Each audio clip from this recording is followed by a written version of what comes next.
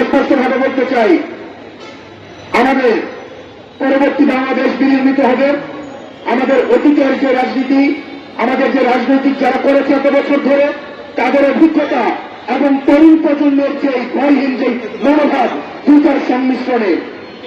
কিন্তু এখানে যদি তরুণদেরকে মাইনাস করার কোন ধরনের চিন্তা থাকে, এই যে গণঅভ্যুত্থানের একক এজেন্ডা, একক টেন্ডারের এক ধরনের প্রবণতা আমরা দেখতে পাচ্ছি, যদি যা হয়ে থাকে, যদি এটা মনে করা হয়ে থাকে, এই গণঅভ্যুত্থানে আমরা স্পষ্টভাবে বলতে চাই, এই গণঅভ্যুত্থানে সকল ক্রিয়াশীল রাজনৈতিক যে দলগুলো ছিল সেগুলো, ফেসিবাদ বিরোধী যে রাজনৈতিক দলগুলো ছিল সেগুলো বৈষম্য বিরোধী ছাত্র আন্দোলনের নেতৃত্বে এসে আমরা এই ফেসিবাদের আমরা সমুৎপাদন করেছি।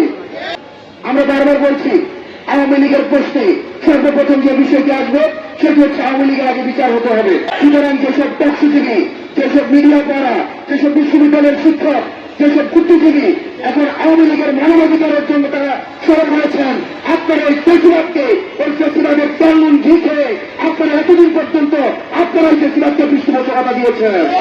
আপনারা ফেসিবাদের পক্ষে যে কলমগুলো এখন আবার লিখবে, আমরা সেই কলমগুলিকে আমরা ভেঙে দিব। ফেসিবাদের পক্ষে যেসব মিডিয়া কথা বলবে, আমরা সেই মিডিয়ার বিপক্ষে আমাদের অবস্থান আমাদের অব্যাহত থাকবে। ফেসিবাদের পক্ষে যেসব মদত আবার তাদের চিন্তা পোষিত করবে, আমরা সেসব চিন্তার বিপক্ষে আমাদের সত্য অবস্থান থাকবে।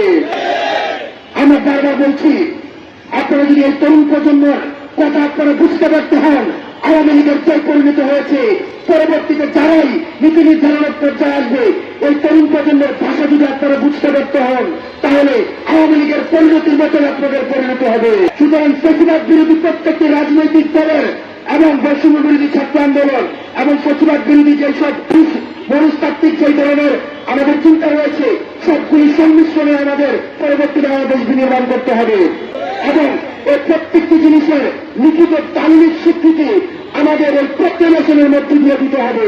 আমরা 15 তারিখ পর্যন্ত সরকারকে সময় দিয়েছি। এই অন্তর্বর্তীকালীন সরকার কমিটমেন্ট দিয়েছে আমাদেরকে রাজনৈতিক ঐক্যমত্যের ভিত্তিতে আমাদের এই প্রক্লেমেশন অফ রেগুলেশন সেটিকে স্টেট থেকে এনরোচ করবেন। অত্যন্ত দুঃখজনক বিষয় হচ্ছে এখনো পর্যন্ত আমরা কোন দৃশ্যমান কোন পদক্ষেপ আমরা দেখি নাই। আমরা যাদেরকে উপদেষ্টা বানিয়েছি, আমাদের প্রতিনিধি হয়ে যেসব উপদেষ্টা সরকারে গিয়েছে, আমরা আপনাদেরকে বলতে চাই, আপনারা আমাদের প্রতিনিধিত্ব করছেন। আপনারা যদি কোন কারণে মনে করেন যে আপনারা প্রক্লেমেশন দিতে এবং জনআকাঙ্ক্ষার প্রতিফলন ঘটাতে আপনাদের রাষ্ট্রীয় কোন বাধা রয়েছে, সেটি আপনারা জনগণের সামনে প্রকাশ করুন। যদি আপনারা সেটিতে ব্যর্থ হন, তাহলে উপদেষ্টার কাতার থেকে আপনারা আবার জনগণের কাতারে নেমে আসুন। আমরা একসাথে মিলে আমরা যেভাবে হাসিনার পতন ঘটিয়েছি, প্রয়োজন হলে আমরা সেভাবে আবার আমাদের প্রক্লেমেশন আমরা আদায় করে নেব।